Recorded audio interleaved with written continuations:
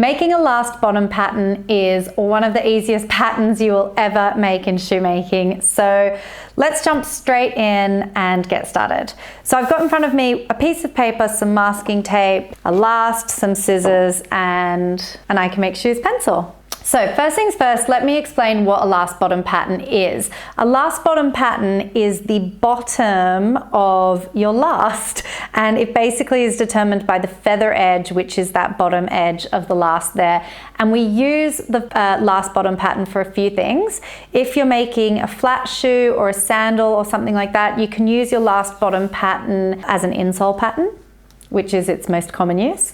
And the other time that I use the last bottom pattern is when I'm making an insole sock or a full in sock to go inside a finished shoe, and quite often I'll add extra foam and padding and things like that. That's what the last bottom pattern is, and I'm going to show you how easy it is to make. So first thing I'm going to do is I'm going to put a long strip of tape all the way down the front of the last.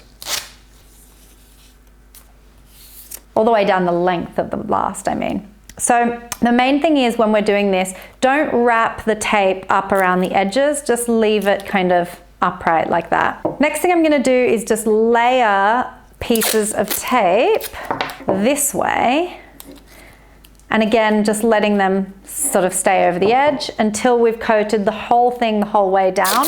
And usually when I'm doing this, I like to overlap it a little bit like that.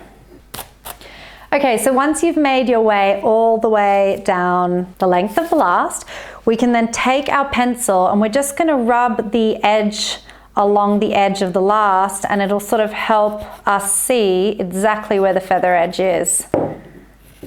Okay, so once you've marked around the feather edge, this is the satisfying bit. We are simply going to peel the long piece all the way down, removing it as one whole piece. And then we're going to lay it flat on the paper by sort of pulling those ends like that. And then I usually use my pencil to just seal it down like that. And you can see pretty clearly the line that we've got on there. And I bet you can guess what I'm going to do next. I'm going to go ahead and cut it out.